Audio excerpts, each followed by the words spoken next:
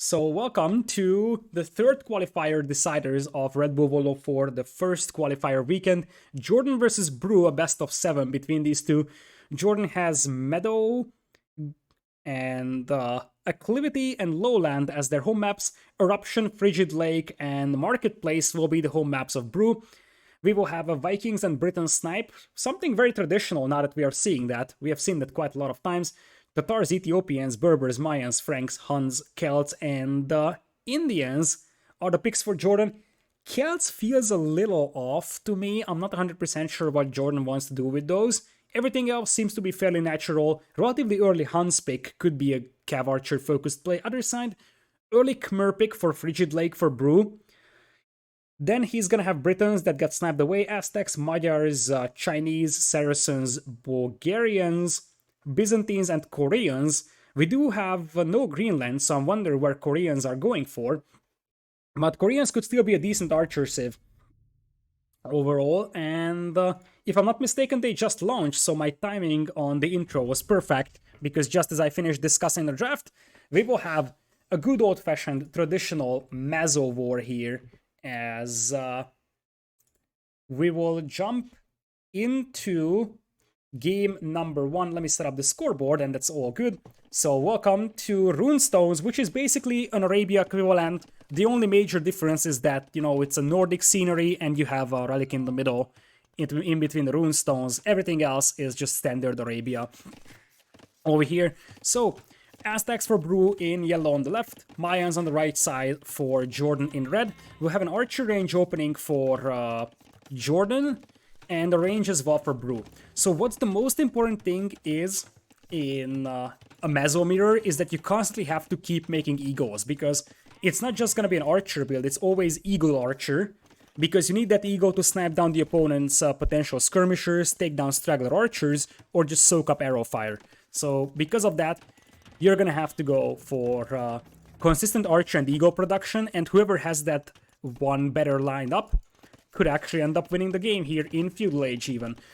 So I would say that I actually prefer Jordan in this set, despite the fact that Brew has quite a lot of upset potential over here, as that is going to be an ego being picked off from Jordan. Brew could go back and heal his own ego. Jordan will do the exact same thing. It looks like Brew will not finish the job here and leave this ego alive. I love how Jordan sends out some wheels for the hunt. That's always something that is nice to have. Brew does the exact same thing. Whereas on the other side, we will have some skirms being mixed in. As an early second range comes in for Jordan. Here he has fletching, same thing on the other side. Keep in mind that Aztecs with the faster ego production can actually get you a nice little advantage over here, as this encastlage will turn into a full-scale eagle war. So I'm actually favoring the Aztecs here for Brew, but it obviously depends a lot on execution for now. So at this point, Jordan is just trying to take this fight out here, because he knows that he doesn't want those egos to start harassing the wheels on the gold mine. Even just a bit of a harassment could be so annoying, and I think this fight is actually pretty good here for Brew. He was using a skirm to take down archers, and now his egos were able to take down 2 egos from the opponent. So far, free KD, but I think that the efficiency of the fight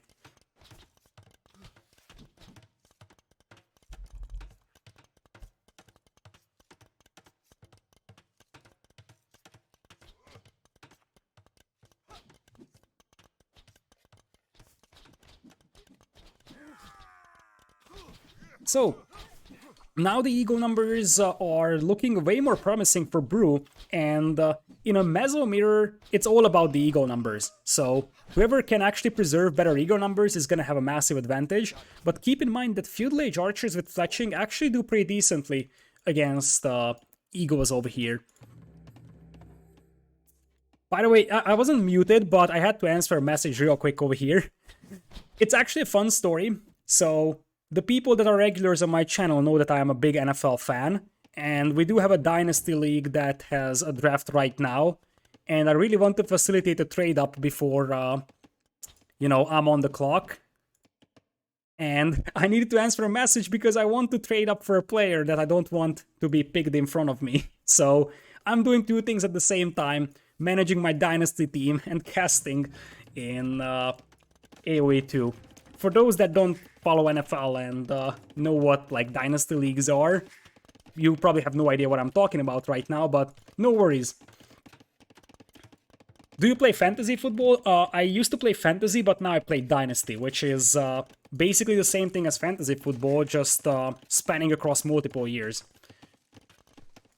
Okay, so look at the resources over here. Castle Age on the way for Jordan. He didn't spend that many resources on Eagles, and remember that he's got cheaper archers, so he was able to click up a lot faster than Brew was, and this could be troublesome for Brew, because if Jordan reaches Castle Age here with 12-15 crossbows, he can eat the Feudal Age Eagles very easily, so Brew needs to find a way into Castle Age like real fast. He's very low on gold. Food count seems satisfactory, but that gold count seems to be disturbingly low. On the bright side of things, this is a very, very formidable force here for Brew. So he could potentially push away Jordan from his gold mine, buy himself some time.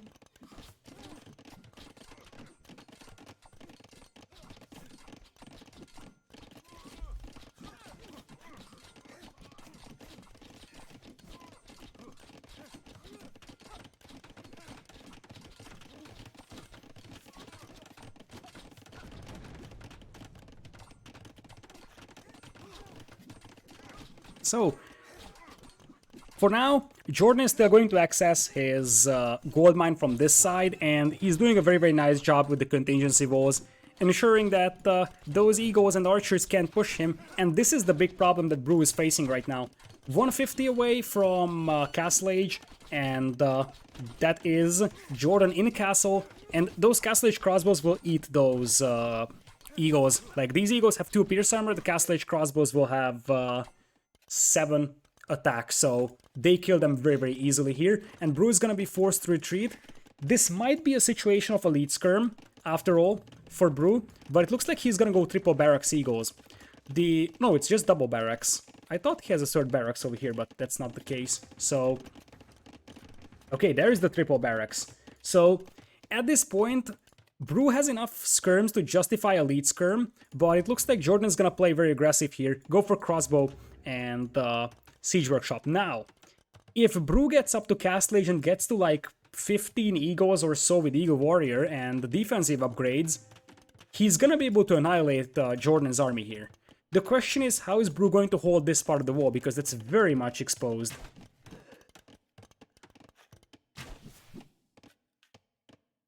One will being picked off here on the wood line as the crossbows are marching towards the most problematic wall section, and it looks like Brew doesn't have the goal to afford +2 defense, something that could prove fatal, as now he's gonna have enough runs into the army of the opponent. He needs to slow this army down, so he probably is willing to sacrifice a couple of archers and skirms in an effort to try and make sure that Jordan doesn't break through this wall, because if he doesn't attack this army, Jordan will just break through here and his gold mine is gone. So you gotta mass your eagles. This is getting like an okay situation though for Brew, because he's allowed to mass his eagles, and eventually those eagles will steamroll those crossbows.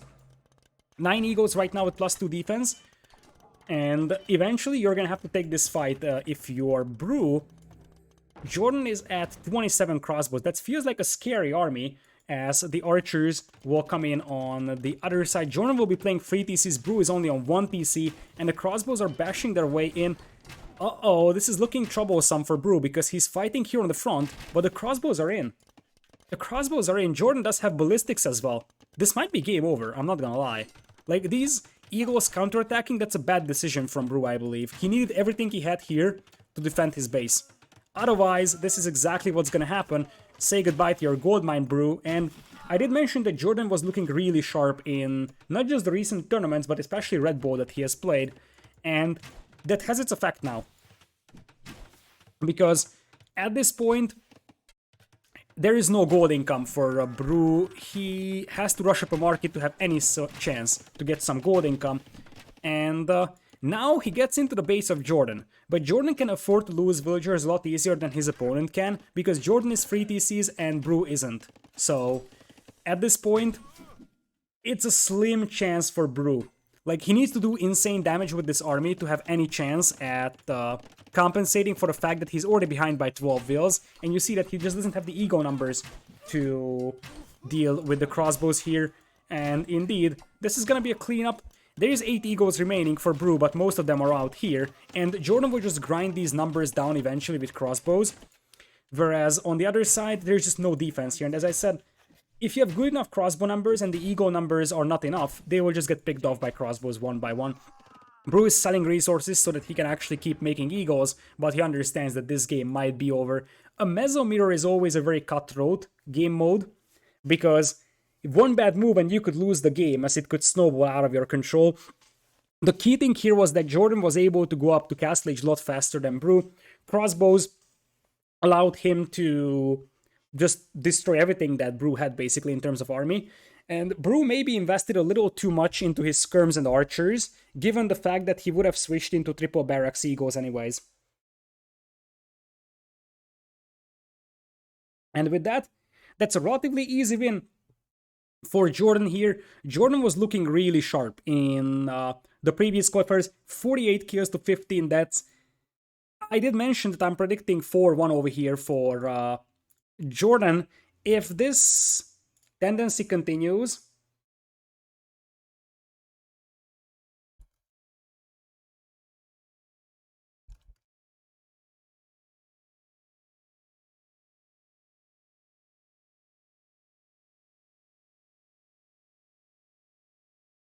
so we are going to go into the first home map of Brew here.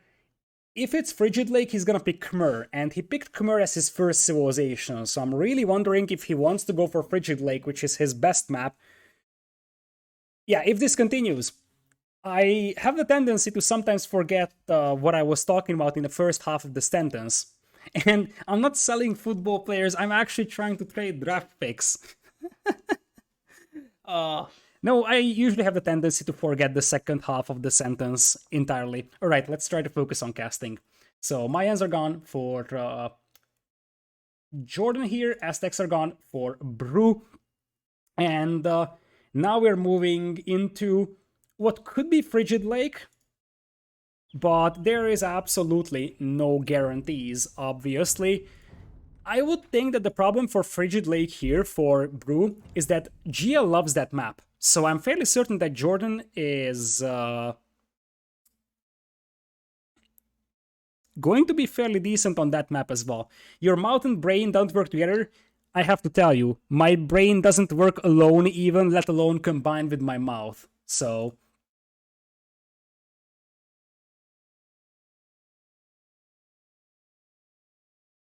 okie dokie. So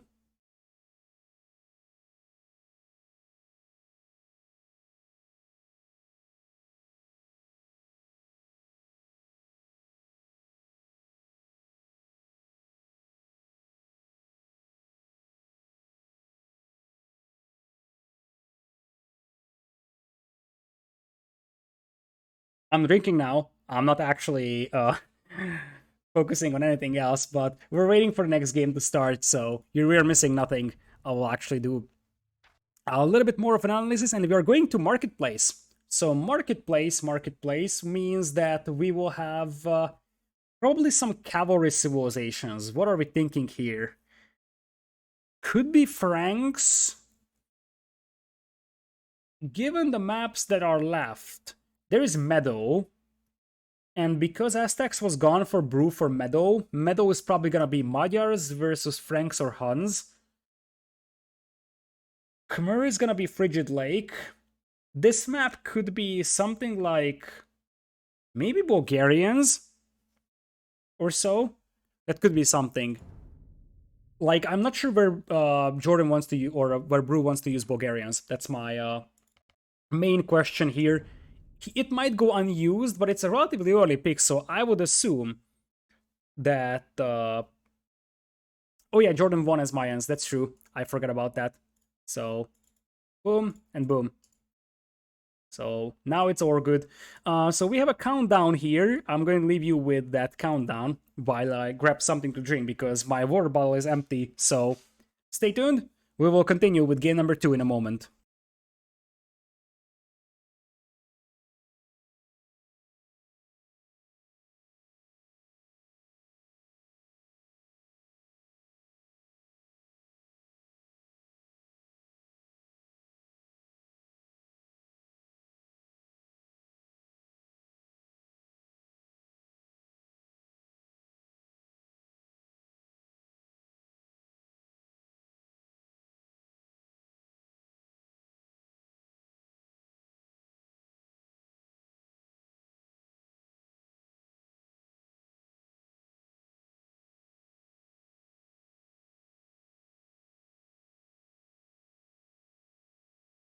Alright, it's time to eat some town centers, ladies and gentlemen.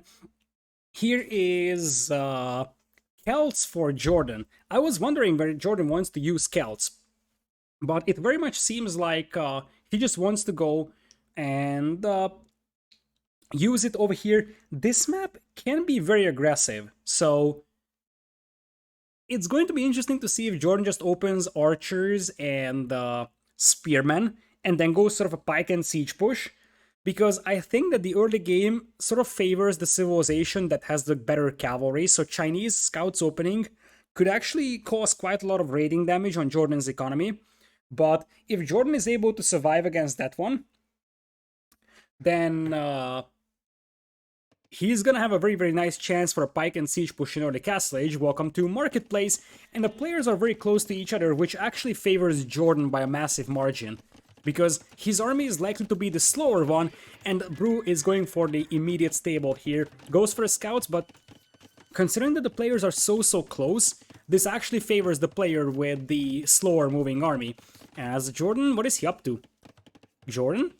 He just wants to make a range here or something like that. Would Spanish be acceptable in this map because of the trade bonus? The trade isn't gonna be a factor for a long time, I believe. There's so much mineable gold and the map is so open and aggressive that it's very unlikely that the trade is gonna be a factor in like 99.9% of the game. So, yeah, this would be interesting if the map was a little bit more like Hideout or so. Although it could usually result in a lot more stalemates in that case. There is actual trade on this map, indeed, for those of you that are asking. There is 2 neutral markets in the corners that actually have the profile picture of a lady. You can trade with these. You can't actually control those. So even if you send a unit there, you can't actually take over it. But you can send trade cards there and you can trade with it. And I think if you trade from this corner to this corner, it's about 68 gold per trip. But as I said, the map is very open and aggressive, as you see over here. Added to the fact that there's a lot of mineable gold, and the end result is that you're gonna have probably no trade in the majority of the game. Can you destroy the markets? It's a good question. I never tried that when I messed around with the map scripts. I was looking into the map scripts before casting like 2 or 3 days ago. I never tried that. I think that you cannot attack them by default.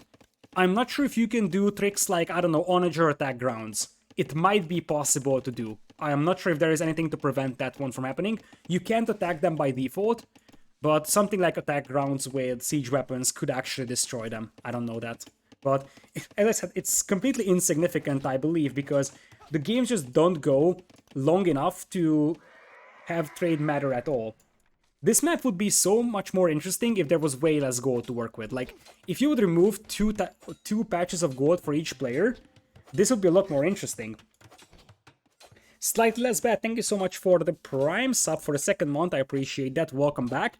Jordan also appreciates the fact that he can finish this house over here, and now he's gonna go for a market wall to ensure that the archers and scouts can get into his base. As I said, Jordan is just going for spearman defense here, basically. He doesn't even have an archer range, if I'm not mistaken. So, Jordan actually just goes for a very, very eco-heavy approach, and we will have something like pike and siege coming from him or so.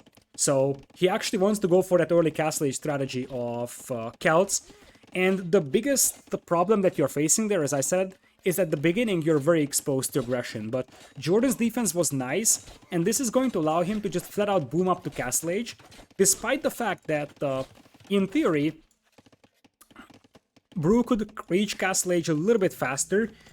Jordan, hole? Is there a hole? Where is the... Oh, there's a hole here. There's a hole here, something that Jordan does not know about, but Brew doesn't know about that either. And because of that, Brew won't attack that way. If he right-click his scouts inside, he could actually find that, but that's not gonna be the case. Jordan actually using the market quite heavily over here to go up to Castle Age. Basically, 20-ish seconds faster than his opponent. Because he's getting pushed by archers and scouts at the same time, he probably won't be able to go for a forward siege workshop immediately, unless he sneaks a will all the way to the right side. That could be something to think about for Jordan. Take a will, sneak it around, and potentially go from this side, because it's guaranteed that from this side you will never actually get a forward siege workshop up. So you're gonna have to go for a defensive one first, which sort of removes the importance.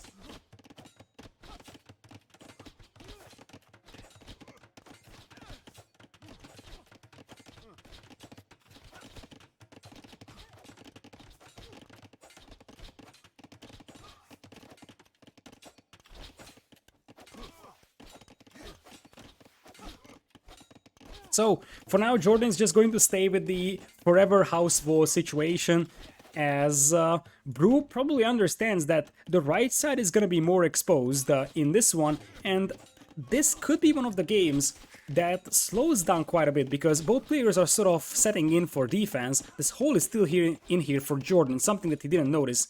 He made a gate on the right side, which makes me believe that he might actually try to sneak out the will at some point. Bloodline's on the way for Brew, and I feel like Brew is in the position to go for forward siege workshop and try to press on against that one. There is the immediate defensive siege workshop coming in here for our red player Jordan. He's gonna have to defend this gold mine over here. That's a must-have. And if Brew gets crossbowmen, he could try harassing those gold miners already. Jordan has some backup gold mines to fall back to, but not an awful lot. This is not something that's safe right now for him. Neither is this one. This is probably the safest gold mine right now for Jordan, not ideal, as Brew is expanding here with a second TC being added. Brew actually went for Bloodlines, but he also has Crossbow Botkin, so he sort of wants to go for a Castle Age all-in style play here with Knights and Crossbows, although he will add the second TC, so it's not gonna be like a brutal all-in. Get it? Brutal all-in. But still, he's going to play fairly aggressive over here. The question is, can you do like a Mangonel push against Celts? I would think no, because Celts would just have a way better Mangonel play with their faster firing Mangonels. The good news for Brew is that he's got a heal here, so that could help quite a bit taking these fights. Alternatively, he can try to press this angle, where he also has a heal to fight. So Jordan's gonna need to take this hill with his own Mangonels to avoid getting overrun, and apparently Jordan opened a Scorpion in this one. Now it looks like the Vil repairing is gonna be stubbed, but there's a Scorpion, so I don't think that Brew should ever be able to get in here.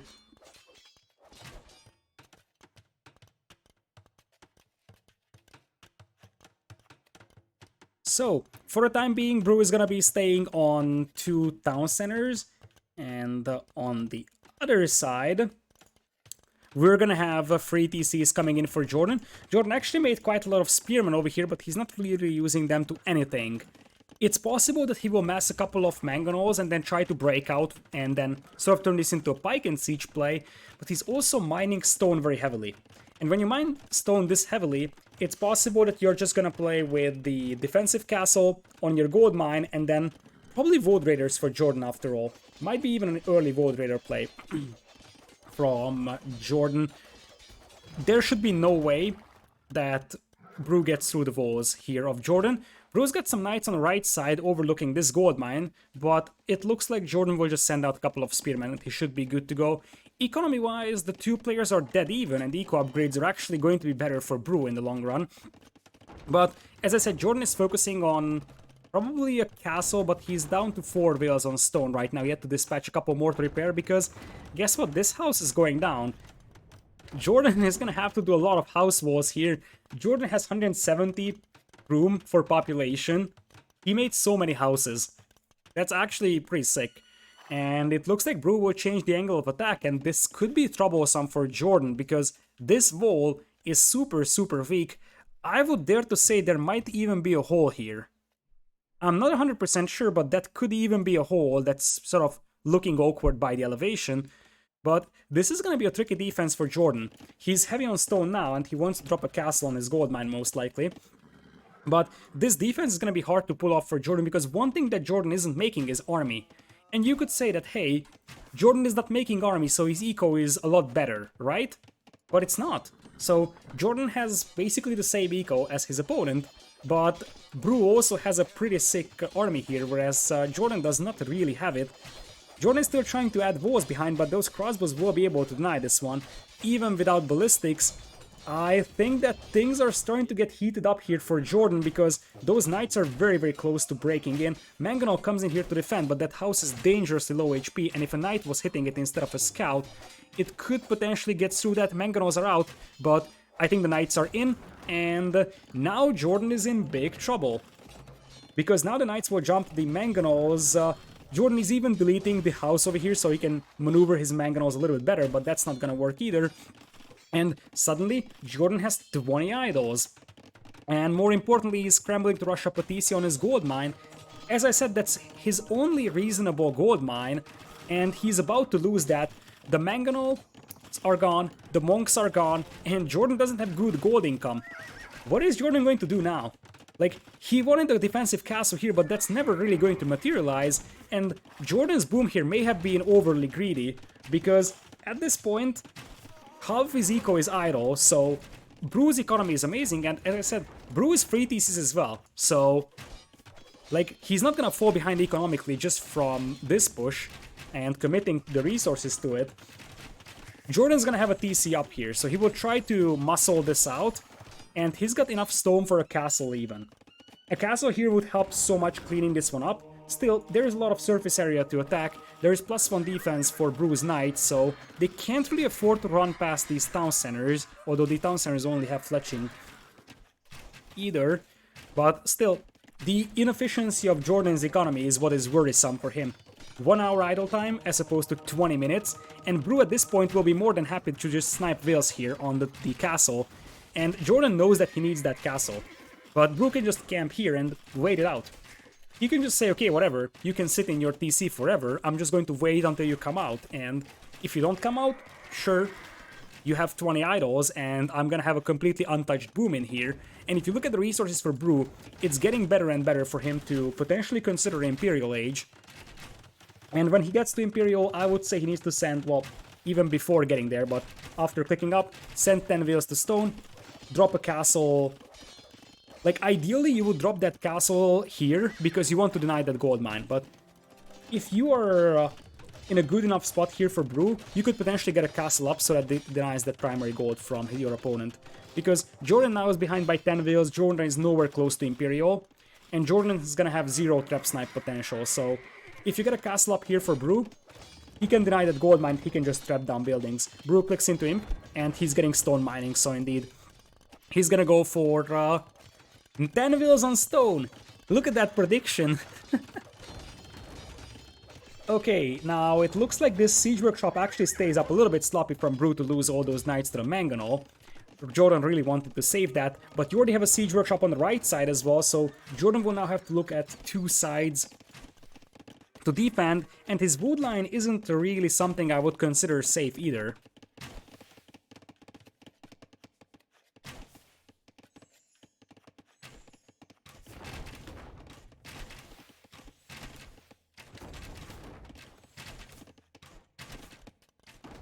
So, Mangonel now out. Oh, Brew! What are you doing? What are you doing, man? That's not the way to play the game. All that army gone now. I mean, it probably won't change the overall outcome of the game, but that was definitely very, very wasteful. He was probably looking somewhere else, but that was all those crossbows going down. Boom, they go away. Tumbling ballistics coming in, so we're probably gonna see Chukonu. I am not so sure about Chukonu, I'm not gonna lie. Okay. Okay, why did Jordan resign? Or is it the crash? So what would have triggered the resign here? I'm not so sure if this is a resign or a crash. By the way, oh my goodness. There was a hole here the whole time. People were saying on chat there is a hole, but I thought there was a hole here and they were referring to that. This was open the whole time. Brew could have run in half an hour ago. Oh boy. Oh yeah, he saw the castle. That's true. I didn't see that the Vales actually started making this castle. But anyways, indeed, if this castle goes up, then this part of Jordan's base is gonna be destroyed. I think Brew can just go for a second castle after it. But even if he doesn't resign seeing this castle, he would have resigned seeing Imperial, because he would have been behind by like 2 minutes or so for Imperial Age, and during that time, Brew can go for Trebs. He can take down the TCs as well. So whichever TC uses, like whichever TC Jordan uses here, these would go down. This would be the safest TC to imp on for Jordan, but he would be almost guaranteed to lose at least 2 TCs here, and potentially his gold mine. So yeah, it looks like Jordan went for an overly greedy play for this map, and he is going to pay for it as Brew evens out the scoreline to 1-1. Okay. So now we're going to the first home map of Jordan. Jordan has Meadow, which is a very, very open and aggressive map for him. Then he has Lowland and Acclivity.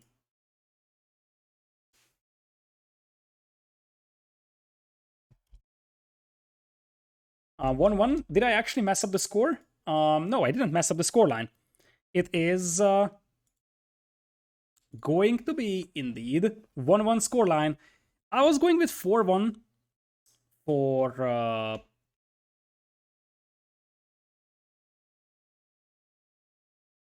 my prediction for this set. We will see if that actually works out. But anyways, we will have the first home map of Jordan coming in here. Let's see what he picks. Let me see if the games are up already. I'll have to cross out the civilizations from the draft as well. So Celts are gone for Jordan, and Chinese are gone for Brew in this one. I'm also happy to report that I managed to successfully trade up in the Dynasty draft, so now I can fully focus on casting. I don't have to look away to manage a Dynasty team. So no games just yet. We will see what Jordan chooses as his home map. Brew was pretty convincing in this game, so you see that there is definitely an upset potential in him in this one, and we're going to Lowland. Okay, so the countdown I think is going on, and we have an interesting Civ matchup. Berbers versus Byzantines is what we're going for. How do we feel about this one? Byzantines could be... Like, what is Byzantines good for here? Lowland needs some sort of mobility. It's not like you need a huge amount of mobility, but I'm unsure what Brew is thinking about with Byzantines. One thing is sure, he can fortify the middle. Once he has good map control, his castles will be insanely hard to destroy, but anything other than that, I just don't see what he could actually go for. Other side, Berbers, I feel like that's a little bit better of a civilization pick here, to be honest. I kind of like the Camel Archer possibility in the long run. Obviously, Byzantine camels could be a thing, but I just don't think that that's actually going to be something that completely justifies the Byzantine pick here overall. Now, Byzantines, correct me if I'm wrong, but they do have Siege Ram, which means that Berbers could struggle against an Arbalest Siege Ram play in late game from Byzantines, and Byzantines could also try to sort of play around with their early Imperial potential. The two players are fairly far away on Lowland, which actually helps Brew here, because it very much seems like the aggressive nature of the games, or like super aggressive maps, open maps, seem to be going better for Jordan, and Brew needs some slower paced maps. And this is one of the slower paced map, I would say. So Brew is gonna have its time to wall himself up, and could potentially go straight into Castle Age over here. Berbers have bombard cannons, that's absolutely true. But I think that Arbalest Siege Ram might be hard to stop with just bombard cannons. Not impossible, depends on the scenario, but I think that this map usually is decided in like late Castle Age, maybe early Imperial. So I think what Brew could be playing for is Imperial Age Power Spike.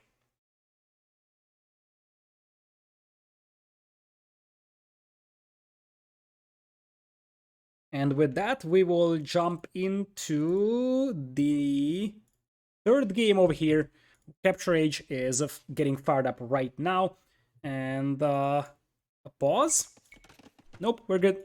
So, we're gonna have Jordan on the left side of the map playing as Red Berbers, and on the right side, we will have Byzantines in yellow for Brew. So, as you see, Brew is going for the super early vows over here. immediately walling off all the front of his base, and I wouldn't even be surprised to see him just going for a fast castle playstyle here. Other side, Jordan, it looks like he's making a stable, but he's not making a single scout out of that, which I believe will just mean that he wants to go for knights eventually, but he also wants to go like a fast castle playstyle here. Nice quick walls from Brew here, and that means that that scout cannot even attempt to snipe some wills. And Brew is going for some crazy fast walls over here. Like, he's walled after 2 minutes. That's actually pretty brutal timing for the walls already.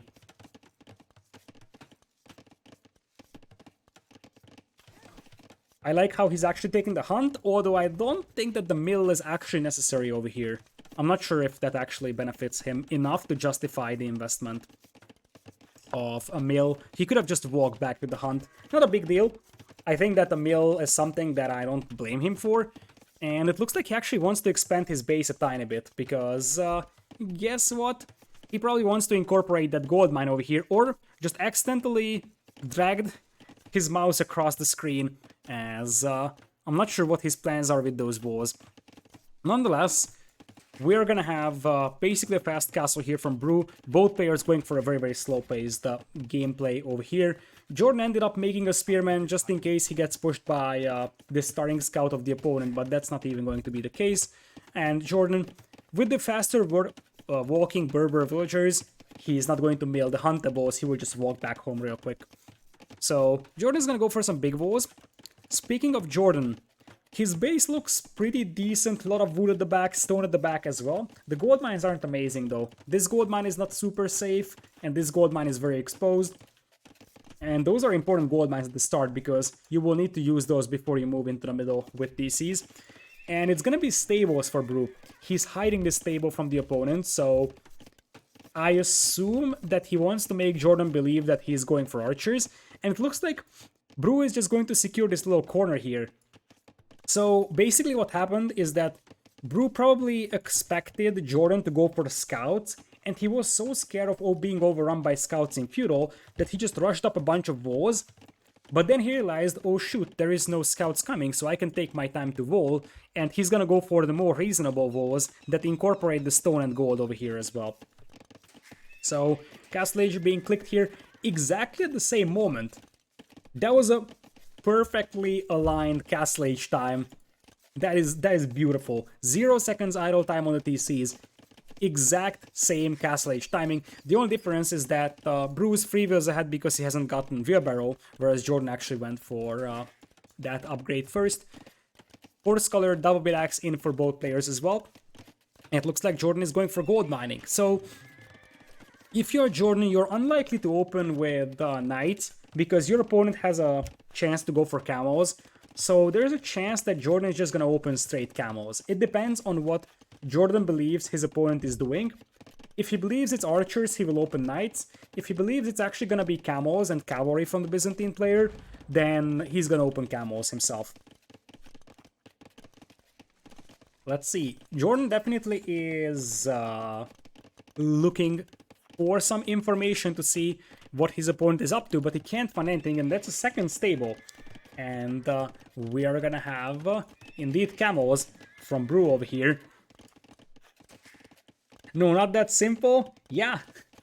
Viper's famous remix of going for camels. That's a great song. Hardy is a beast for doing those. It's Hardy's mix, right? Oh, I have a good story while we're waiting here for anything to happen. That's actually a very, very cool story. I don't think I've ever actually told this story on stream, but this is a cool story. So, when I moved to the US, I actually had Willis come to me to the airport. And, you know, Willis is also around in the AoE2 community for quite a while. He has been, you know, mod for T90 for a long time. And then he was driving me to the hotel, and at some point, there is a song that is Hardy's remix of T90 saying Hans. You can find that on YouTube. That starts to come out of his radio, and I'm like, what the hell? And then he's like, oh yeah, that's something that he actually added to his YouTube playlist. So one of my first memories in the United States was listening to Hardy's remix of T90's Hans. And Hardy also did the new Viper Burgundians remix. It's something that I just remember from the actual Not That Simple. It's actually very fun that that remix actually made the phrase Not That Simple an actual meme in the AoE2 community. Alright, back to the game, as we have a bit of a scuffle in the middle. We have apparently one knight from Jordan. Jordan is playing relatively greedy over here, so you see that he's going triple TCs immediately, just one stable. This is, once again, a little bit of a gamble for Jordan, because his opponent is also going for free TCs, but he's also going for the cheap Byzantine camos this time. Now, these camos have absolutely zero upgrades, and this is more about just map control, but Jordan, he's gonna be like a big boomer here. That's TC number 4 coming up for Jordan, and he's mining stone crazily. It's possible that he will keep adding villas to stone because he wants to go for camel archers immediately, but guess what? We're gonna have free TC's boom as well for Brew, and I would love to see like a free TC boom into an early Imperial Arbalest power spike from Brew, because that could be something that he can work with, especially because Jordan doesn't have map control here in the pit. And this is something that's worth monitoring, that if Jordan is cornered within his own base, he's gonna have very limited resources to work with. Look at this. This is the only gold mine that Jordan has. And I feel like if Brew is playing aggressive here with camels, he could deny all accessible gold from Jordan.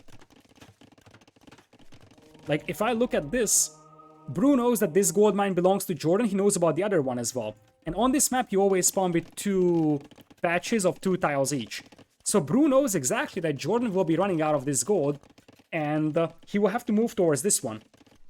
It's very possible that Brew is going to try and play resource denial game here and have a free TC boom behind, because he could try to force Jordan to fight for his gold, and behind this one Brew could have a free TC boom, go into Imperial, and because Brew is making camos, Jordan will have to make camos as well, sort of setting up an Arbalest switch eventually for Brew. This game plan could work out. I'm not saying it's not risky, because he's in danger of getting outboomed really badly by the opponent. But one thing is sure, this could work out nicely for Brew, unless he gets his vills sniped by a random knight that somehow finds those vills. And that monk could have been used to convert that knight instead, but nope, that's just gonna be 2 vills down for Brew. That's a little too sloppy over there. Nope, 1 vill actually survives. So he's gonna pull some more vills, and he's going to be the one securing the middle. Getting rid of these Byzantine buildings in the middle is gonna be very hard, by the way, for Jordan, because these are sturdy buildings, especially once we get to Imperial Age. So even the presence of this siege workshop is going to be annoying for Jordan. Loses a monk, and I love how Brew is even picking up the relics. He has a monk here to convert the camos that he lost back, and now he's picking up relics as well. It looks like both players are booming, but I mean, the army numbers, I'm a little bit more convinced in Brew's situation. Since it's camel versus camel and then monks, I actually think that the lack of upgrades on both sides is not really going to be a thing, although Jordan doesn't seem to have a single upgrade. Jordan has an 11 VLs lead, but I feel like once again he feels a little too exposed to aggression. Now this time he's gonna get a defensive castle up faster, and what I think is a mistake from Brew is that he's not actually contesting that gold mine, which gives a lot of time for Jordan. If Brew would already attack this gold mine, Jordan would be out from gold by now. Now we are gonna have 2 more stables here for Jordan, so he will keep going for camels in this one. And Brew, he's floating quite a lot of wood over here, as he wasn't able to kill anything but 1 villager so far from the opponent. Despite the fact that both players have fairly sizable armies, 22 and 16 respectively, we only have 8 total kills in the entire game. In this one, slowly but surely Brew wants to grind down those production buildings, but this is what I was referencing to. Look at this. This is what Brew is playing for. Early Imperial, Arbalest power spike, potentially even a castle. Like, it would be ballsy to try and pull off a castle here, but it's not impossible he could get that up. That Manganol, where are you going, my friend? That's probably going to be one of the least efficient Manganols ever. At least it took down a monk. So it wasn't completely worthless, but that was still a bunch of wasted resources. Now here comes a battering ram, and Taking on production buildings is still valuable here for Brew, as he's going for chain barring now. I consider that sort of a mistake here. I think Imperial Age would benefit Brew a lot more. Brew knows about that castle, so he should know he's not gonna be able to push this one anytime soon. Jordan also has some sneaky villas on the right side, taking some gold, as that's 2 conversions from Jordan on top of Brew's camels. It looks like now we're gonna have a big fight. Jordan went for +2 defense. We also have forging though for Brew, and Brew disengages. Oh my goodness. I feel like he sort of misjudged the situation, because now he's scrambling for defense, and he's gonna have pikeman defense coming in here, but now I'm starting to favor Jordan here massively. The will count is still dead even, so that's something that shouldn't be underestimated, and the ever-looming Arbalest and Siege Ram tech switch is still there for Brew, as Brew is going to drop the castle here in the middle. That would secure a lot of map control, but it's not defending any particular gold mine, which is something I kind of dislike. Jordan has 27 camos, or Blue player only has 15, and remember that these don't have bloodlines, so this is a massive numbers advantage here for Jordan. Upgrade-wise, he also has pretty much the same upgrades as his opponent, and +1, +2. Brew is getting +2 defense right now, and he's got TC fire helping as well, but it's only 2 wheels inside the TC, and it looks like now the camos are being unleashed, and I feel like Brew sort of miscalculated his plans over here. He tried to push, but he ends up getting overrun by camos in this one. He's going for pikes now, and he's gonna have +2 attack and +1 defense on them, but Jordan is already 1 step ahead, because that's already camel archers. So the pikemen here will not do anything, because, well, unless Jordan runs into them with his camos, which in that case is gonna be an absolute disaster. Jordan, I mean, Jordan is probably distracted fighting this one, as we're seeing famous Byzantine scouts being added here as extra units. But this was a bit of an inefficient fight there for Jordan. I see fletching coming in now for Brew. So I assume that now is the time to switch into crossbows for him, or at least that's what he thinks, but it might be a little too late. He's got a couple of barracks here, as Jordan is going to castle drop his gold mine, but I feel like Jordan feels the blood in the water, and now Brew wants to go up to Imperial. Look at those resources. But let's be honest, I think going into Imperial now is too late. I just don't think that Brew will survive until then. Jordan is gonna have a castle up here, and the camel archers will start roaming. I see raids everywhere, and it was an even 100 villager count for both players at some point, which was like 2 minutes ago. Now it's Jordan with 30 villas ahead. And that's just going to grow. 14 villas killed by Jordan, merely 2 by Brew. Brew is imping, but if you see that, Jordan is not that much behind. So, like, there is still a slim chance here for Brew with, like, Arbalests. But he actually needs Arbalests here, otherwise he's gonna die to Camel Archers. And I don't see him going for that. Archer defense. That, to me... Okay, infantry defense. He went for padded archer armor first, but then he cancelled it for infantry defense. It's gonna be Hob and Siege then. This is a bit of a gamble here from Brew, but what he's building on most likely is that his opponent doesn't have a huge amount of camel archers, right? We're talking about 10 camel archers. So Halberdier Rams might be able to destroy this castle before the camel archer numbers are good enough. Jordan's gonna have a third castle though, and he's mining stone like a madman. 28 on stone for Jordan, 0 on gold. So you're gonna drop another castle here, and I don't think that Jordan is gonna lose that forward position. Jordan still not denying this gold entirely, so Brew has at least some gold income. But have I mentioned that there is scouts and knights inside the economy of Brew? Brew has 50 idols right now, and just like in a previous game, even just idling the eco is going to be satisfactory here for Jordan, because all he needs to do is just make sure that he finishes outbooming his opponent. And Brew is dropping in will count really dramatically. 96 vills, even with cheaper Byzantine pikemen, that's not really gonna crack it. And indeed, we will see one desperate-ish ram push. The problem is that even if these castles go down, there's gonna be other castles that can keep adding camel archers. And to be honest, if these camel archers come in here, it's not very hard to get through these walls, considering there's a massive overchop. Wait, Jordan cancelled Imp? Yeah, this was awkward. Look at this. He's 2 minutes away from him. Can we actually rewind that? Yeah, Jordan cancelled him. Look at this. 1 minute away, and he accidentally cancelled Imp.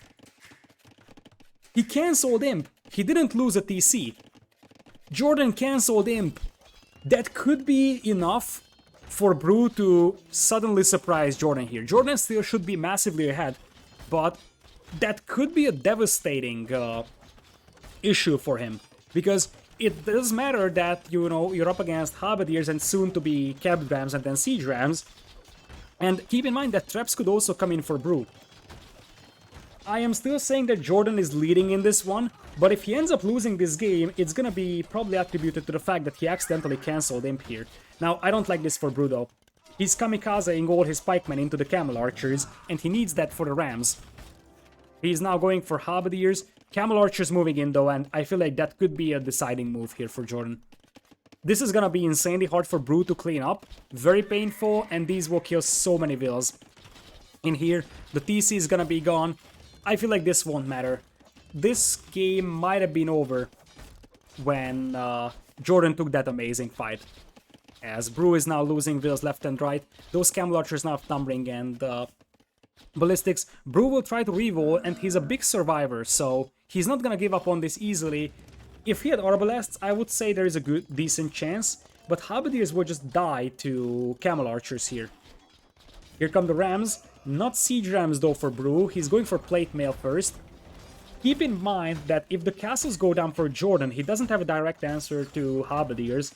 I saw some ranges, so Janitors, Cav Archers, Hand Cannoneers could all be an option here for Jordan, but he needs some time until he gets there. Brew still needs to hold this one off for now. His Market Wall will delay the push of these Camel Archers, but not by a massive margin. And Jordan apparently is going for his own Rams as well. The castle here still standing, Elite Camel Archer on the way. I think if you are Brew, you have to garrison those hobs inside the Rams and now try to unleash hell on that castle. Indeed, he jumps into the Rams, and one castle will fall for Jordan. The problem that, as I said, Brew is facing is that he doesn't have a good answer to Camel Archers other than taking down the castles and hoping that Jordan mismicros them and runs into Halberdiers with them, which seems somewhat unlikely, and Brew once again is gonna have his base breached, and those Camel Archers will just keep killing vills left and right. The first castle goes down, but is there gonna be a follow-up now? That's the question, because now the Camel Archers and Hussars are taking down the Rams. Brew has some traps and he's stacking into Bodkin Arrow, but I feel like everything that he's doing is just a little too late to deal with Jordan, and you see he's losing a lot of Rams, something that's a massive investment. Brew is at 130 population, Jordan is pop capped. 200 pop versus 130, and at this point I feel like Jordan will start getting closer and closer to the time where he can just keep flooding the Hussars into the Halberdiers even, just to make sure that the Camel Archers have some meat shield in front of them. And as I said, these Camel Archers are still rampaging the eco of Brew. Brew is down to 60 in army. How is he going to even fight this one? It's 12 Halberdiers, 1 Monk and 2 Trebs versus 33 Elite Camel Archers, soon to be with Chemistry as well. So Jordan commits basically everything he has to repair that castle, and that's gonna pay off because the Trebs will be taken down. I think Jordan has this game, and indeed, in the moment I'm saying that, Jordan ends the game with a 2-1 scoreline. So now, we are getting closer to Jordan qualifying for Redbull Wololo 4, takes over once again in score.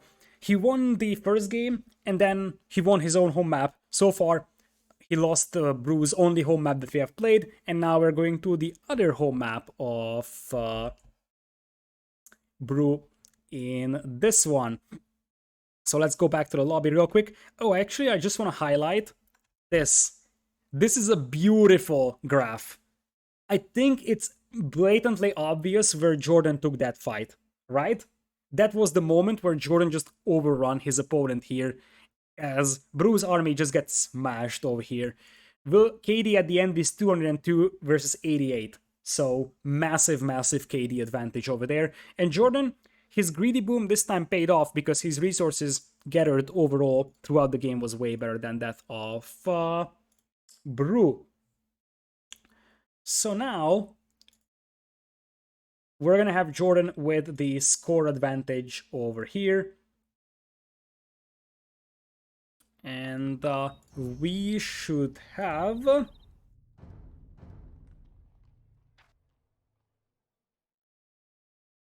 game number 4 coming in soon. Let's cross out the civilizations that are remaining. So we will have Berbers gone for Jordan, and Brew has lost Byzantines. It was an awkward civ pick for this map, and it didn't really work out for Brew. I'm not sure what exactly he was planning with this one. Nonetheless, we have Brew with 2 remaining home maps, Frigid Lake or Eruption. I think that Frigid Lake is something that Jordan feels very natural at, just like other GL members. So I think that Eruption might make more sense here for Brew. And I would have thought that Byzantines could have been a pick for Eruption. I guess he has something different on his mind. He still has... Oh yeah, he no longer has Aztecs for Eruption. So Eruption is probably gonna be Koreans or Saracens. What is that map even going to have for Brew? Because on the other side, I think Eruption is most likely going to be Tatars, because that's the only map with a huge amount of elevation. Maybe Tatars could be Acclivity, but I think Acclivity makes more sense for Ethiopians here. So Ethiopians Acclivity, go for Tatars on Eruption, and then go for Franks or Huns on Meadow. And we're all good. Oh yeah, and there is Frigid Lake as well. Frigid Lake could be Huns or Indians. That could also work out nicely. It's not the best civilization for Frigid Lake, but in general, none of the civilizations for Jordan are amazing for Frigid Lake. But I guess we'll figure out what civilizations we're going to see as we're going into Frigid Lake. And Jordan apparently has something on his mind as he picked Tatars. It's going to be Khmer from Brew, its first civ pick overall. He really likes that civilization for this map for obvious reasons. And on the other side, Tatars for Jordan seems like a good civ pick in general. I just feel like it could have been used better elsewhere. So, could have been better for Acclivity or Eruption. But one thing is true, Tatar's Cavaltures could be devastating against Khmer in good numbers, even on this map, and the fast Thumbering could be a very, very nice power spike for Tatars. With that being said, let's jump into the next game over here. Game number 4. Jordan, 2 games away from qualifying. Brew needs to get 3 more wins to have a chance at the qualifying end. We have an interesting generation here for Frigid Lake.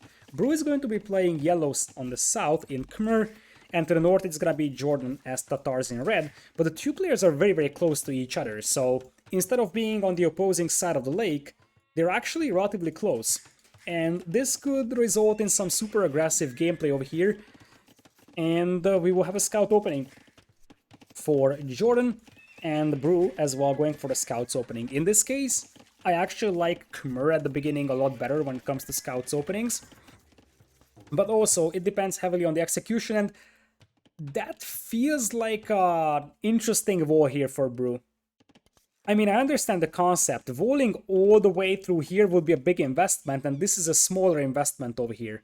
But he's gonna have to protect all this surface area over here, which feels very, very hard right now. The right side is relatively easily defendable, as he's gonna go for the early walls, ensuring that Jordan cannot overrun him with scouts, as the 2 players will meet in the lake in the middle. Jordan has Tatars, so the hill advantage that he has with these scouts is actually pretty dominant, and you see that you're DOing the scout from Brew here. So 3 scouts versus 2, Brew rallies a spearman, and Jordan sort of mismicros this one, runs into the spearman, loses a scout and a half. Jordan is gonna go for some big walls as well over here, but I actually like his walling chances a lot better. Still, it very much seems like both of these players like to wall themselves up early and go for a little bit more defensive-focused gameplay.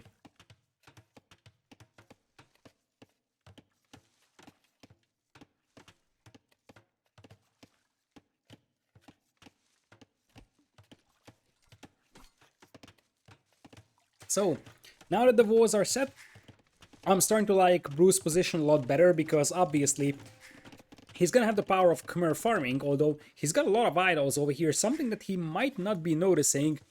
I'm not sure what he's actually looking for though, so what is he looking at? I mean, it's not like he's microing any fights whatsoever, so it's actually weird that... did Brew crash? Is it possible Brew crashed? Because there's absolutely no way that he's not reacting to something like this. He has been standing there for 5 minutes. Look at this. All of these wheels are idle. No, he didn't crash. Oh my goodness, what was Brew looking at? He was standing there for 2 minutes with those wheels. Look at this. 15 minutes wheel idle time. And it's not like he was, you know, microing stuff or just looking away. I don't know how that happened, but that's a massive, massive deficit there. 15 minutes wheel idle time is actually pretty decent for Jordan as an advantage. Jordan also trying to wall himself up here as he has a dock, which means that we are gonna have fire galleys over here from him. And on the other side, no docks. So that means that Jordan is gonna have an untouched fish boom over here. It looks like Brew is just sort of booming up to Castle Age, but this game just feels so off for him right now. Anyways, we're gonna have a range coming in here. If you go scouts, or scouts into an archer range, this is most likely going to be Cav Archers, and I would love that from Jordan. Especially Cav Archers, maybe even Forward Siege Workshop, that would make quite a lot of sense. Anyways, farms are coming up here for Brew, but as you see, look at the resources. Despite the fact that he's got Khmer farming eco working for him, it's not enough. Because Brew is behind in resources. And the reason why he's behind in resources is because, guess what? Jordan had no idle time on his wheels. So, as things stand, both players are fully walled, and we are gonna have Cav Archers. This could be a weak spot on Jordan's walls. It's gonna be close, but I think he's gonna be able to fix that hole. So, boom. Hole plugged in, and now it's all good for Jordan. Brew actually has to buy some food here to click up, and he actually is going to click up to Castle Age a little bit faster than his opponent, runs into the Spearman, and loses one scout. Most of those scouts are dead anyways, so they won't have that much of an effect.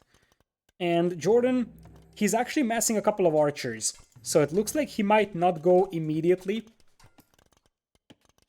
on Cav Archers, although it could make some sense for him to still do it, because it's not like he's getting pushed in Feudal Age whatsoever, so he could just cancel the archers and just go straight Cav Archers. It looks like he's gonna make one archer, but that's all that he's gonna do. So, indeed, it's gonna be straight Cav Archers.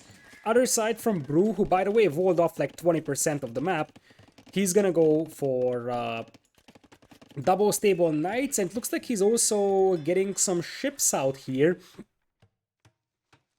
Does Jordan know about that dock? That's the question. He does not.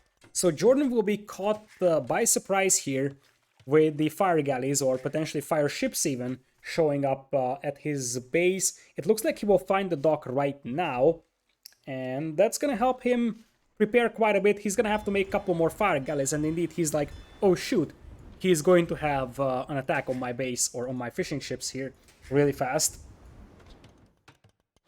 So, fire galley pops out here for Brew, and I like this move. He jumps on the fire galley with the scouts, meaning that he actually wins this fire galley fight over here, and we are gonna have Cav Archers here in a matter of moments for Jordan. Let's see, indeed here he comes, Cav Archers being queued up immediately. We have no War Galley upgrade here from Bruce, so he doesn't really want to go and invest a lot into water. He understands that his opponent only has 2 fishing ships right now, which means that it's relatively easy to just make sure that you can take them down, and you don't need to invest an awful lot into anything else like that. So, for the time being, we have a second TC coming in here for a Brew. Forward Siege Workshop, though, with Khmer Scorpions. And that's the type of aggressive play that I was sort of expecting from him over here. He can't just let the Tatar player get up to like 50 cav archers here, that's for sure. So he is gonna need some Scorpions, he's gonna need some aggressive plays. And Knights and Scorpions could definitely be a good unit composition to push these walls. Theoretically even threaten the gold mine of Jordan. Second TC just now coming in for Brew though. Jordan has been on 2 for a while. But still, the villager count is actually dead even, +2 defense, just now coming in for Brew, so he's gotta be careful. Because those knights will evaporate to Botkin Arrow, Thumbring, Cav Archers that, you know, that will just shred the knights that don't have +2 defense. There's a demo here though, so Brew actually wants to lure those Cav Archers into a demo, and let's see if that's gonna be successful. Jordan isn't looking until now. He realized there's a demo chasing him. He will go out here and snipe it down. Beautifully done by Jordan. That was textbook execution over there from Jordan. He realized there's a demo. He didn't try to fight it. He went for the safe play of running away, and then he just sniped it down from the outside. It looks like the forward wheel here gets cleaned up, and that means that there is not really an army for Brew to try and escort those Scorpions with. And as things stand, Jordan's Cav Archer numbers are rising very, very steadily over here. Jordan got Thumbring. He always has Thumbring because he's Tatars. So, yes, Jordan has Thumbring because he is Tatars. Now he has Ballistics as well. So those Cav Archers are actually pretty devastating, especially if you take a hill with them. Right now, the Knights are still doing a decent job overrunning them. So, slowly but surely, Jordan is losing some Cav Archer numbers. But it's not enough, I would say, for Brew. That's the problem. Like, he's trying to use the Scorpions now, and that could work. Scorpions pop out, trying to take this engagement. But I mean, Tatar Cav Archers can take this hill, fire down hills on the Scorpions, and still destroy them. And look at that micro from Jordan. He's distracting the Knights, and now that the Knights are gone, he's going to send in the Scouts to destroy those Scorpions. I feel like now Jordan has switched gears, and I struggle to see how Brew can keep pace with him. Because at this point, this is a massive, massive advantage for Jordan. He is ahead by 5 wheels only, but he's going to have his third TC up. Brew already has 3 TCs, but look at the army numbers. We're talking about 20 to 7 army, and that 7 army isn't really convincing either, so that's not really something that can stop a lot of Cav Archers, and if that gate goes down and the Cav Archers get in here, Brew is dead. Just like in the case of Camel Archers, and remember that because you are not making TCs or anything here, your farms are very far away from your TC. Which means that your food eco is wide open for raiding.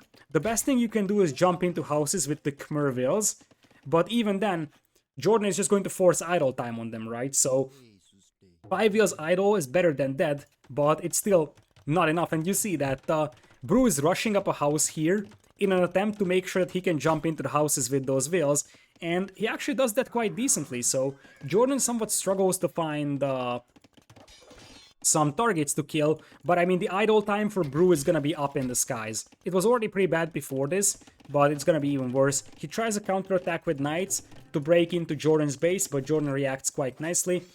And right now this Monk and this Scorpion here is going to be completely useless for Brew. And Jordan will just keep sending in Cav Archer after Cav Archer. Brew might want to try and trap this army in here. So he's making Scorpions, he's making Knights. Jordan still has to be careful not to lose his entire army over here. But he now has a 12 wheels lead. And the idle time difference is absolutely brutal. 1 hour 10 minutes versus 17 minutes of wheel idle time is an enormous difference between the two players.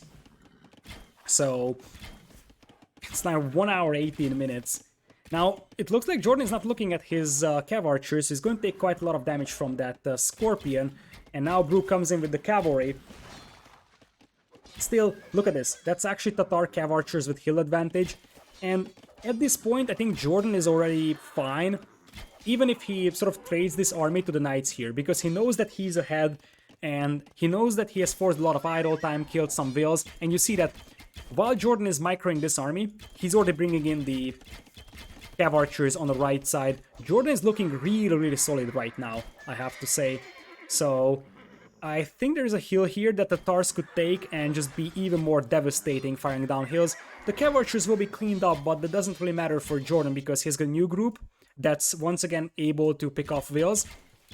And more importantly, Jordan is at 87 vills and 71 only for Brew. So slow and steady, Jordan is turning this military advantage into like an aggressive boom, and I think that's going to be another TC here from Jordan. Indeed, here it comes. To make it total of 4 town centers, we'll have 4 TCs as well for Brew, and Brew actually wanted to go back to fish, but that's not going to happen either, so all those fishing ships are going down, and the mobility of the Cav Archers is going to be very hard for Brew to deal with. Like, they will just keep running around and sniping vills left and right. Scorpion now pops out from the siege workshop that's on fire, and I mean, look at this. Okay, that's a knight converted, that's a start for Brew, but I mean, I don't think that this fight matters over here when Jordan is obviously playing for woodline control now. So they are using these Cav Archers to deny these wood lines, and these. Luckily for Brew, he's got a lot of wood lines at the back to work with, and he's stacking into Elite Skirm. But I think now that Jordan sees that his opponent is playing very passive, he's going to send vills to stone. And in fact, he's very close to dropping a castle. And I feel like that castle could be in the face of the opponent, somewhere around over here, or here. Or, yeah, like, honestly, if you want to be really ballsy, you can drop that castle over here, because I think Jordan could get that up. Elite Skirms will be coming in as well for Brew, but he's just 1 step behind here. In fact, it's more like 2 steps.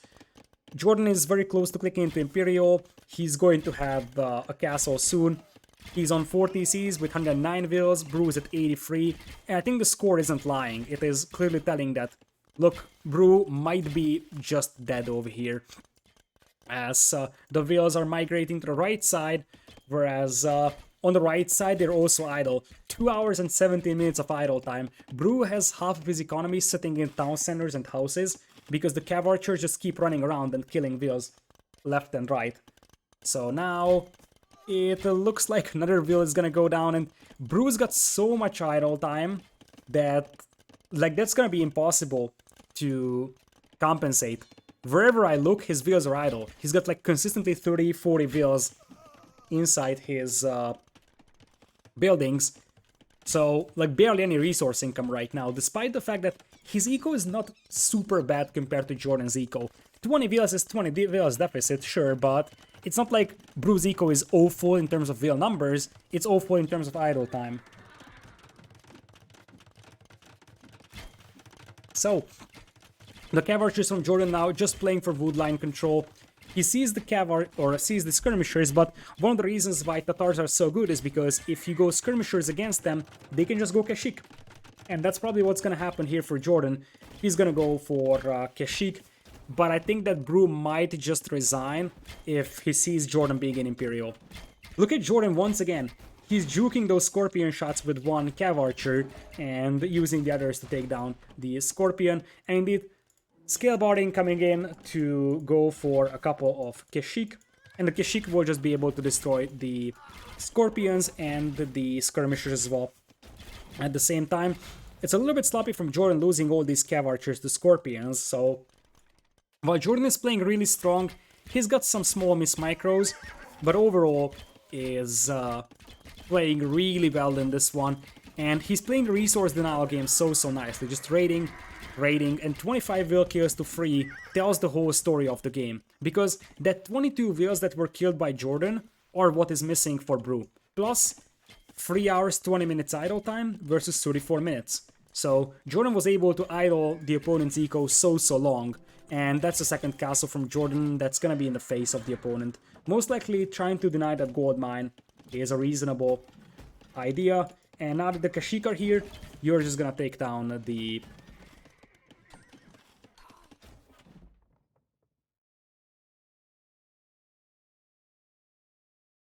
Scorpions, and indeed we are done with the fourth game. Jordan, very convincing game over here, and so far I just feel like with the exception of the marketplace game, Jordan feels a lot more confident than Brew. So we're getting closer to that 4-1 prediction so far. What happened to this lady? No, the lady. Did she die? Yeah, she died. How cruel is Jordan here?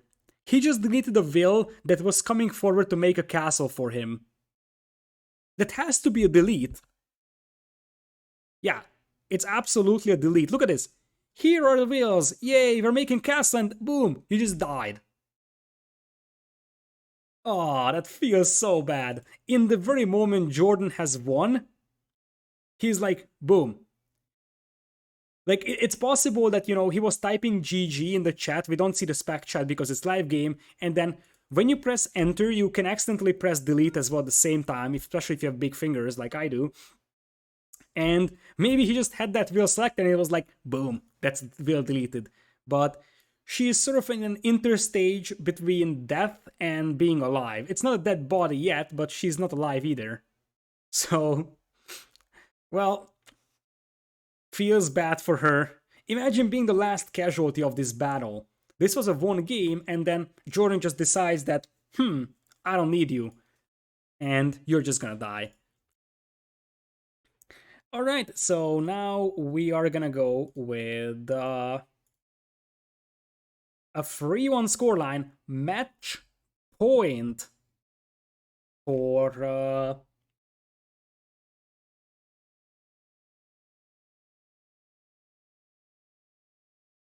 Jordan over here, and we will go to the final home map of Brew.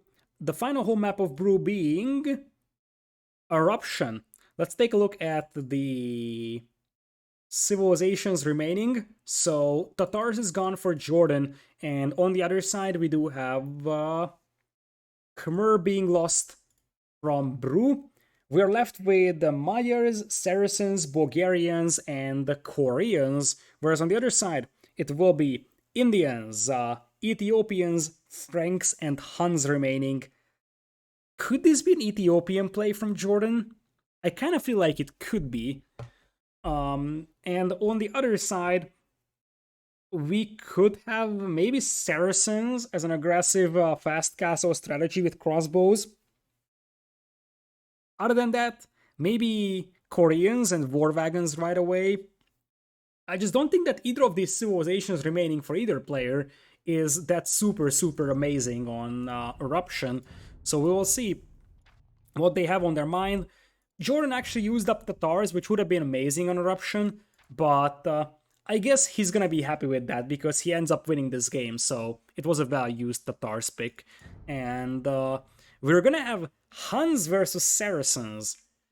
So the Saracens pick was alright from my side, but Huns for Jordan. That is an unprecedented pick, I would say, very rare. Probably gonna be Cavarture play once again. I'm not 100% convinced on Huns in this one though.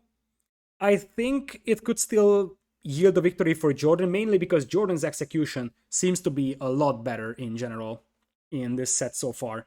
So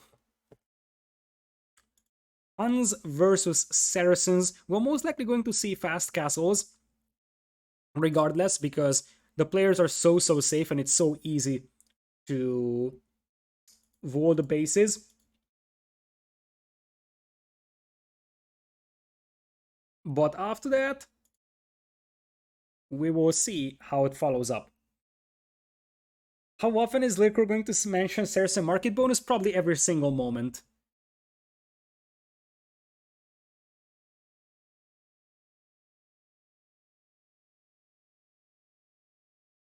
Okay, so 6 seconds remaining and we will jump into game number 5. Could be the decider game over here.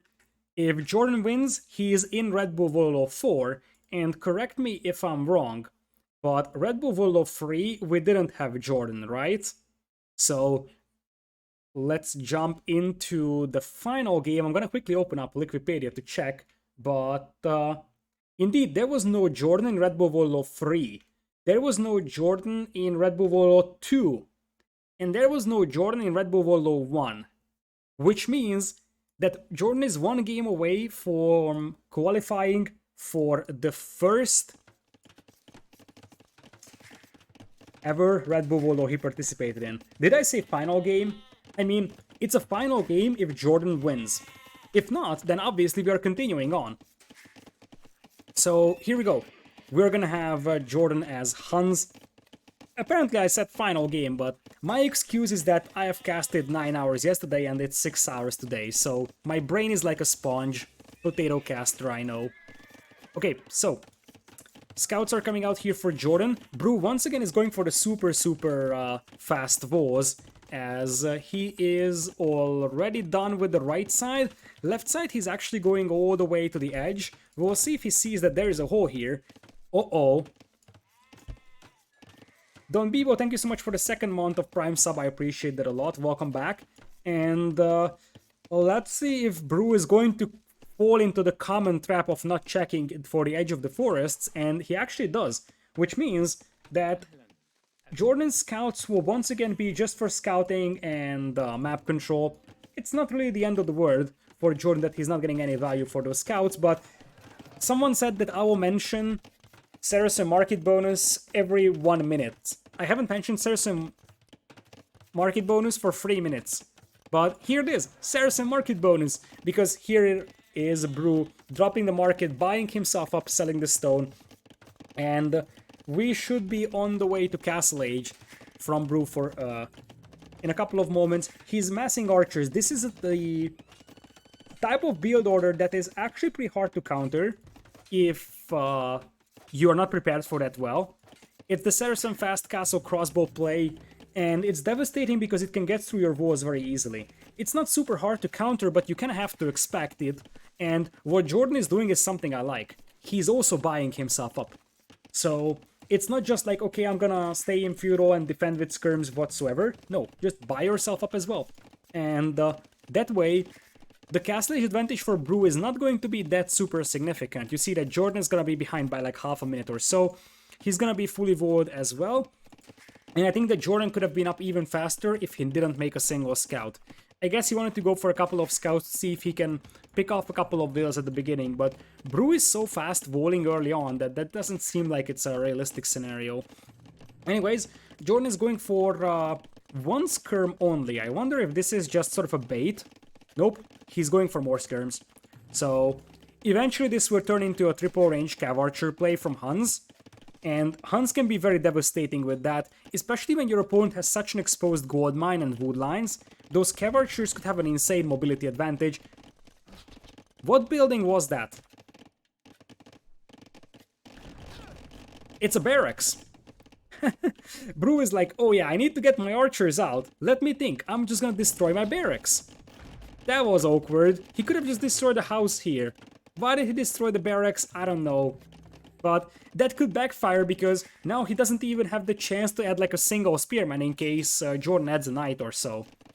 Obviously, I don't think it's gonna matter that much, but still, it feels awkward that he just destroyed the barracks, not a house.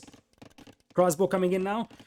Getting botkin arrow in is actually pretty challenging with this build because you don't really have a lot of food to work with.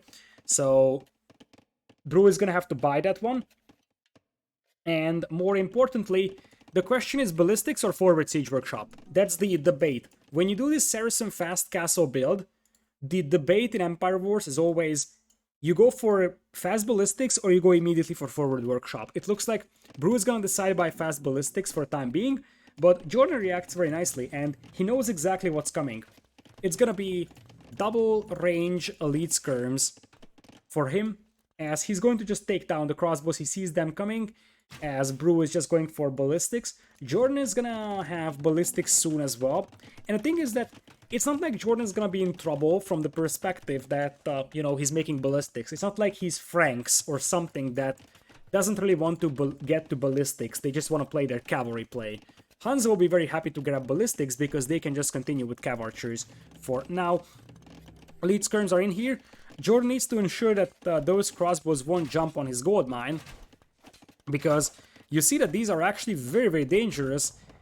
But Brew will decide not to engage this one, as the wheels of Jordan will just kill that scout. Ballistics on the way for Jordan as he tries to take the hill as well. +1 defense in for both sides. So it looks like both of them are making a rush for the hill. Jordan might just go and disengage, to be honest. I don't think that he needs to fight this one. He can fight it if he wants, but he's probably waiting for ballistics and +2 defense. He will turn back once he has +2 and try to annihilate this army. And once that happens, we're going to see probably cav archers from him. Now, it looks like we're going to have a workshop coming in here for Bruce, so he wants to play this one really aggressively with mangonels to deal with the elite skirms. Not a single knight coming in from Jordan just yet. +2 defense almost in for him. And he will take this fight like right now, because he's got ballistics and +2 defense. Timing is nice there for Jordan. His opponent is trying to make a rush for the hill, but it's elite skirms, so Jordan will still take down quite a lot of those crossbows. Over here, mangonels are now coming from Brew, and we are gonna have this fight heavily in the favor of Jordan, that's for sure. Whereas he will slowly start mixing in cav archers. It looks like he's only playing with 2 ranges, but it's fairly obvious that he can afford the 3rd range of production. We will see if he's gonna go for that. Mangonels are now out for Brew to try and battle the skirms and the cav archers, but this is actually still a good fight for a red player. You see that he's taking out the crossbows. Jordan is at 17 kills, 11 losses, and he's now focusing down the wheels that are repairing the mangonel. And imagine if Jordan now makes a knight. He could just destroy those mangonels really easily. Let's see if that knight is coming or not. Apparently the case is not, but Jordan will slowly climb up in cav archer numbers now. It looks like Jordan overestimated his ability to push this one, because he pulled 2 wheels for what would have been a forward siege workshop here, but now Jordan has to settle with one over here, as Brew is going to drop a TC in the middle. I think the TC is gonna go up. It remains to be seen how long it stays up, though, with that siege workshop from Jordan on the way. Some more mangonels pushing up. There is no crossbow support. There is not enough crossbows here to potentially prevent 2 knights from rushing down these mangonels. But I have to say that as things stand, Jordan is taking bad fights over here, and Jordan feels a little bit clueless in this fight. Like, this is probably the least convincing Jordan I've seen today. I mean, he's still playing decently, but he kind of feels like he doesn't really know what to do against this crossbow plus mangonel push over here. Brew's eco is still alright, 50 wheels, so not a lot of idle time overall, and Brew takes this hill, so Jordan's gonna be on timer. Now, if Jordan goes for like mass cavalry, he needs like 8 knights with +2 defense, and he should be good to go to steamroll this one. But 1 knight won't do it, because these have 0 upgrades, and even 5 crossbows will melt them, you see that. As I said, Jordan feels a little bit off in this game, as he sort of mismicros his units on a frequent basis. Still, now it could be good. Jordan brings in the cav archers, as he's targeting the crossbows. That's exactly what he has to do. He needs to target the crossbows with his CA, and try to yoink that mangonel. That's not gonna happen once again. So the mangonels are indeed doing some work here, because they're just killing skirm after skirm, cav archer after cav archer, and Jordan is really struggling destroying those 2 mangonels. He's on 1 TC only, his opponent is on 2, and Jordan's best response for the mangonels could be his own mangonels, so he actually finishes the siege workshop here, which matters quite a bit. So now he's gonna have a workshop on this ridge, but he's sort of trickling in elite skirms, and in general this battle just looks awkward. It kind of feels like the players are just throwing units at each other and everybody's just losing numbers. Now, the thing is that Jordan is getting forced back, and this play seems to work quite decently for Brew. He's about to destroy the siege workshop. Jordan's gonna have a mangonel pop out. One thing that's a little sloppy here for Brew is that one of his mangonels is definitely attacking up hills, and Jordan actually went for the lead trick here, trying to take down a guaranteed mangonel. He popped out over here, so he was firing up hills against this one, so he needed the lead trick to make sure that it's a 1-hit kill. And now the siege workshop goes down from Jordan. All Jordan has is 11 elite skirms. Not necessarily a fan of all of that. because these crossbows are also very, very good at taking down buildings. So suddenly they could start melting walls, and like, there is a lot of weak spots on Jordan's walls here that the crossbows could walk through in. There's ballistics as well for Brew, and it looks like Brew is gonna go for the blacksmith here, then changes his mind. Jordan will go back to cav archers, and he's sending quite a lot of the elite skirms to counterattack, but then realizes that he's gonna have to defend over here. And this push is getting scarier and scarier for Jordan. Now, keep in mind that Jordan is not actively losing villas or buildings whatsoever, so Jordan might be intentionally waiting here for the critical mass, just like he did in the lowland game, waiting until he can. He now loses a vill, so the vill KD is now in 3-1, but Jordan can fall back to this gold mine, and I think he should. What is Jordan doing? Doesn't he know about that gold mine? We'll have to take a look in a moment. Now the skirms pop out and try to snipe down the crossbows. Cav archers now coming from the back, and they finally picked that mangonel off. And as I said, Jordan might have been just waiting for the opportunity to pop all his army and take a decisive engagement, as the other mangonel is also gonna go down, and suddenly the army for Brew is no longer looking great. So Jordan knows about that other gold mine. I'm somewhat puzzled on why he actually insisted on taking this one when there was so much pressure coming his way, but regardless, he's gonna have a decent amount of cav archers. Now Brew's got way better eco upgrades, by the way, so Brew's got horse color and the boso. He's also getting +2 defense right now on his archers, something that Jordan already has on his CA though.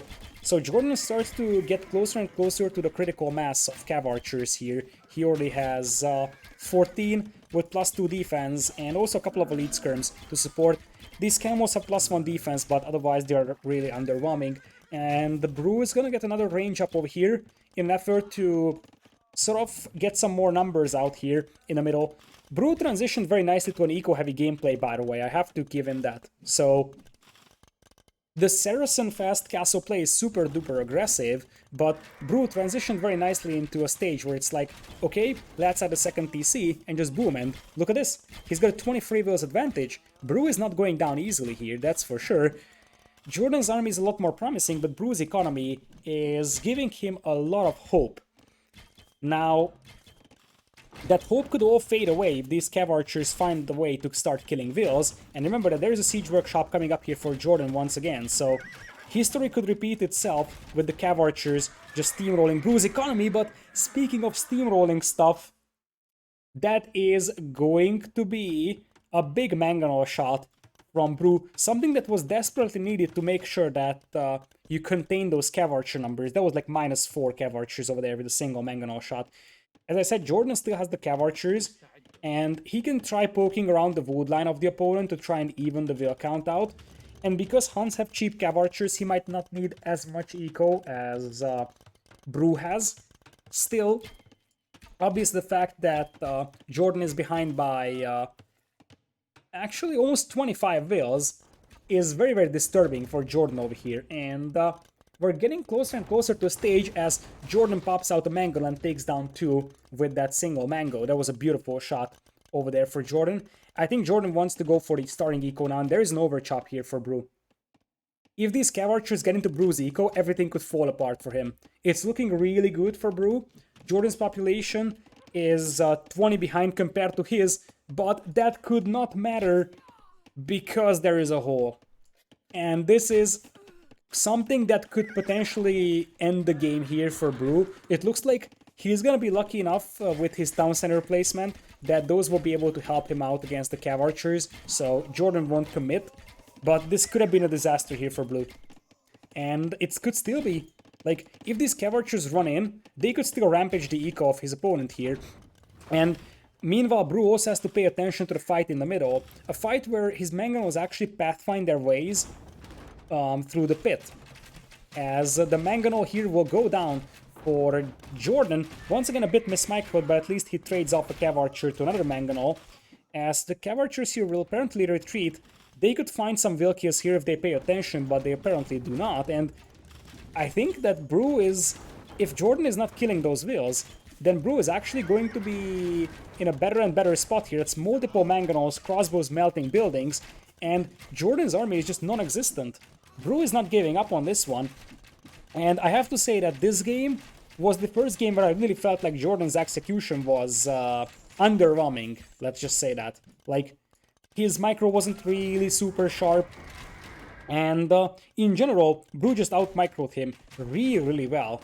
And this could give a lot of hope to Brew being able to win here because that would be a 3-2 scoreline, which is still tough to overcome, but it could be the first step towards a reverse sweep. Right now is at 90 wheels compared to 59. Jordan is still 1 TC, and I definitely have to say that this is so far the weakest game from Jordan. He's still playing high level, but if he actually continues to play in the upcoming games like he does in this one, then Brew's got a realistic chance of reverse sweeping this one. So far, Jordan is behind by 30 wheels, but he's on 1 TC, his opponent is on 3, and just look at Jordan's economy. Like, this is his wood line, and this is his wood line. He doesn't have lumber camps here. He doesn't have farms reseeded. He's running out of gold as well, so clock is ticking really badly. Obviously, he's microing his unit, so that's why he's not able to pay attention to his eco, but that is looking really grim right now for him. Beautiful ground attack there from Brew as well on top of the Cav Archers. And I just feel like this is once again a good enough fight for Brew. He's slowly grinding down Jordan's numbers, and the thing is that at this point, all Brew needs to do is just hold this ridge. Because if Jordan is unable to push up, then Brew is just going to push him off from gold. And indeed, Brew not ready to go down just yet. And he's going to strike back very convincingly against Jordan. This was, so far, in the majority of the games, we have seen Jordan outplaying Brew by a considerable margin in most of them. This time, however, this was a very, very dominant game for Brew. There wasn't really any good engagements for Jordan, I'm not gonna lie. So, 117 kills, 99 deaths for Brew here. His Saracen aggressive play and then the transition to the second TC here actually paid off really well. And I like the idea of Saracens here. Now that I think about that, think about it this way. Does Brew need eco balance?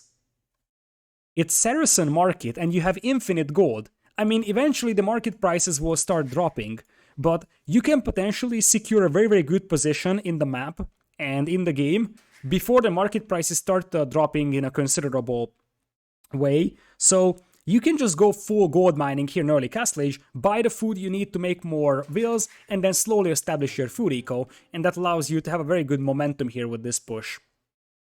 And with that, now Bruce strikes back as we will follow this up with Jordan's home map over here. In fact, Jordan's home maps will be the ones that are only remaining home maps. Brew has used up all of his home maps over here.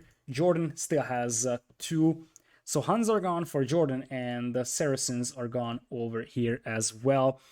I'm going to take a half a minute break until they launch up the next game, because I want to bring in some water. So be right back, and we will continue with game number 6.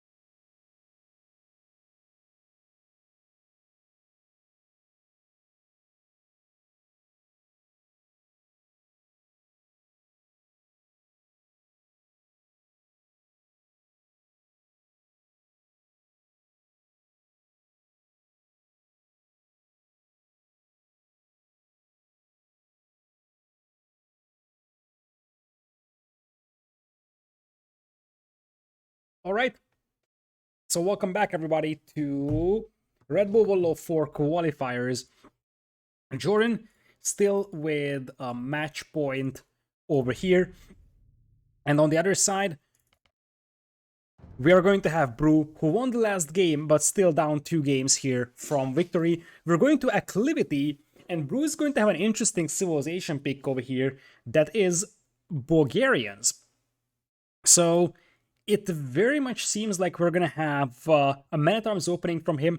The problem I'm always facing with Bulgarians in Empire Wars is that I just don't feel like they have good follow-ups to Men-at-Arms or easy transitions, and that can often make you sort of stall out after you have made your initial push with the Men-at-Arms. The good news is that he's gonna be up against Ethiopians, which means that he's gonna have a good chance at potentially following it up with like skirms or so. That could be very possible. All right, let's jump into the next game over here. So let's refresh Capture Age, and we should be good to go. So welcome to Acclivity. We're going to have Brew on the southern part of the map as yellow Bulgarians, and to the north it is going to be Jordan as red Ethiopians. It's still match point, so whoever wins this one can decide if Jordan goes into the main event or if we are going to game number 7 over here. We will have Jordan with Ethiopians, as I said, opening with an archer range, and on the other side we're going to have an archer range opening as well for Brew. But the question is if there is going to be Men-at-Arms, and the answer is no. In this case, I'm a little bit puzzled about the Bulgarians pick, because the number one reason to pick Bulgarians in Empire Wars is because of Men-at-Arms openings. Now, there's a chance that Brew just thinks that it's too predictable and he doesn't want to go for that. And it looks like it's going to be a straight skirmisher defense. I kind of like that. And a good follow-up to this one could be Bulgarian Cav Archers, because as bad as Bulgarian Archers are, they're even lacking the crossbow upgrade, Bulgarian Cav Archers are surprisingly decent. So, because of that, it's theoretically possible that Brew could play a Bulgarian Cav Archer play here. It still feels awkward, as he lost a lot of HP on his scout, and now it's a stable coming, so it's gonna be skirm defense into knights most likely, although he queues up an archer as well. I am very much puzzled by the game plan and civ selection here of Brew. So as much as I was praising the Saracens for a previous game as he loses his scout to Jordan, I kind of dislike the Bulgarian skirm archer style gameplay here. He's also expanding his walls to great distances. I mean, his gold mine is not safe, but I'm not sure how he's going to protect this side of his base. He's going to have to do some big walls. And this is the big problem here for Brew, if you think about that. Every single game before, he walled instantly. Like, really. The Frigid Lake game, the Eruption game, Brew always rushed up walls really fast. And if there is one map that's actually hard to wall, then it's this one. Because this one actually makes... You know, technically it's sometimes well wallable, but oftentimes you have some very exposed areas, and you need to do quite a lot of walling to make that happen. Jordan already going into Castle Age here, and Brew on the other side, he's nowhere close. Jordan is sort of going for an actual fast castle play here, skipping double bit axe, skipping horse collar, whereas Brew goes for the eco upgrades, but this could be devastating from Jordan. Such an early Castle Age with Ethiopian crossbows could easily decimate the lumberjacks of Brew here. So this is a very dangerous situation right now for Jordan to be, or for Brew to be in. And as I said, it's match point. So I am not really a fan of the civ selection here from Brew, and I'm even more concerned for him looking at what he's facing here from Jordan. Jordan went for like straight away Castle Age, skipped all the feudal upgrades, just now grabbing fletching and double bit axe as he's going up. Right now, he needs to make sure that he saves those archers, though, and this could buy some precious moments for Brew. Because considering that Jordan is just sending all those archers back all the way around, means that when Castle Age hits and he's gonna have crossbowman, he's gonna have to walk from here to attack, and that buys a lot of time for Brew. Will that justify that 2 minutes of Castle Age difference that we are going to have? Very, very unlikely. As Brew is making double stables, but he actually had the scout here, that's all that he has had. Jordan's gonna lose a couple of archers here, which is far from ideal, but he still has 8 archers, and that's gonna be a devastating force here with crossbowmen. So Jordan cancels the archers on this one, crossbow, ballistics coming in, and oh no, Brew is going to do what he shouldn't. He's going full feudal. No, no, no, no, no, this is an awful game plan. This shouldn't work ever. He needs to get to Castle Age ASAP. It's too late to realize that, you know, you gotta go for full feudal. Because your opponent is gonna have Ethiopian crossbows with Botkin arrow and ballistics. These will not care about +1 defense scouts. I can tell you this much. Like, these scouts, they will be lucky if they can take down one of these crossbows. Maybe with skirm support, but I feel like as good as the Saracen game plan was from Brew, he seemed quite unprepared for this game. Because his game plan is just not good for this one, to be honest, and it seems like everything will fall apart for him, because now that he committed to a triple stable scouts build, he will no longer have any chance of going up into Castle Age. The only way he would actually have any chance in this game is if he somehow finds a way into Jordan's base with his scouts. But, I mean, look at this. We're talking about 12 Ethiopian crossbows with ballistics. They would just pick off those scouts so easily.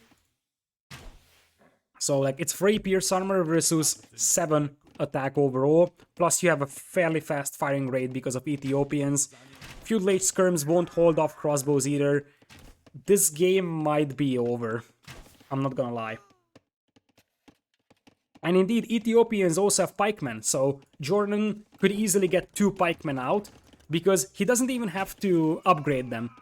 Even with spearmen, he would be able to fight this one, but I mean, pikemen would be even more devastating here, and he gets the pikeman upgrade for free. Have I mentioned that these scouts can be happy if they take down like 2 or 3 of these archers? I mean, they might clean this army up, but this is the forever stuck in Feudal Age problem that Brew is facing. He's going to clean up the majority of this army, and then Jordan's gonna send the next wave, this time supported by pikemen, and the thing is that you are sort of taking very inefficient fights in terms of resources. So this was a very expensive fight for Brew. He probably has thrown away like, what, 8, 9 scouts for this one? So it's a huge amount of food. And he actually finds a way to Castle Age. Interesting. The problem is that now he's gonna have to survive somehow until he reaches Castle Age for 2 minutes. He's actually going to have some nice quick walls here, so that buys himself some time. I'm actually pleasantly surprised how well Brew is handling the situation, given the fact that he's in an awful spot, because you will always be stuck to Feudal Age when you are forced to spam worse units against the opponent's stronger units. But the good news for him right now is that Jordan wasn't able to use this group of crossbows to kill that many villas, but as I said, now it's the crossbows coming to the back of the wood line, and if Brew gets up to Castle Age, he in theory still has a chance, but I think that considering that there's triple stables here for Brew, Jordan should just spam pikemen here. Just keep adding pikemen, because you know it's gonna be cavalry. There's no way Brew can actually legitimately afford a switch into anything else but cavalry. Like, his eco is half idle. I think Brew maybe wants to do creposts for conics or just defense, but that's not going to be the case. I mean, once again, this is a cleanup, but Brew's eco is absolutely devastated. So, at this point, if you look at this one, this wood line is empty, vills died left and right, and these are some very inefficient fights in terms of resources. Jordan has the KD advantage, but also losing all these scouts is just super expensive as well. And now Jordan will just forever camp on this wood line. He has 1 skirm to fight against. Why is Jordan leaving? He could just kill that skirm and then kill all the vills, and indeed, Brew, I am a little bit disappointed about this final game, because this game was awkward all over the place. The Bulgarians picked and not going for men-at-arms felt off, and then I just didn't see the game plan for Brew. I don't know what his idea was here, but he opened range. Maybe he planned Bulgarians elsewhere, but Jordan's civilizations motivated him to change his plans. But Jordan, he's actually back. His first ever Redbull Wololo he is going to qualify for. So, congratulations to Jordan. He's gonna be there at the main event of Redbull Wololo 4. And I'm really curious how he's going to perform in the main event because Jordan, even though he had his ups and downs today, he wasn't as clean as I anticipated him to be. But I think the marketplace game was just the decision-making thing that he needs to play a little bit less greedy. And the Gold Rush, for whatever reason, he played really sloppy there, so that was a sort of a setback compared to what we have seen from him previously. Regardless, Jordan has played really strong over the qualifiers, so his gameplay was very nice, his game plan was good as well, execution looked really sharp as well. So Jordan is a sneaky candidate to potentially get through even the group stage of Red Bull. Obviously, it depends on the structure of the group stage of Red Bull, but I have to say that don't underestimate Jordan, because he's looking confident, he's looking sharp, and he doesn't waver under pressure. So this is going to be a very dangerous opponent for whoever gets him in the main event. And as of for Brew, he still had a good run. So he got to the round of, like the final round, he defeated Slam in the previous round, and technically he's going to have a chance to qualify next week. The competition is gonna be big, but Brew has improved steadily over the last couple of months. If he keeps improving like he has done so far, there is going to be a bright future ahead of him. So he still needs things to clean up, but you see that when he has a good game plan, he's gonna have the execution to make it work.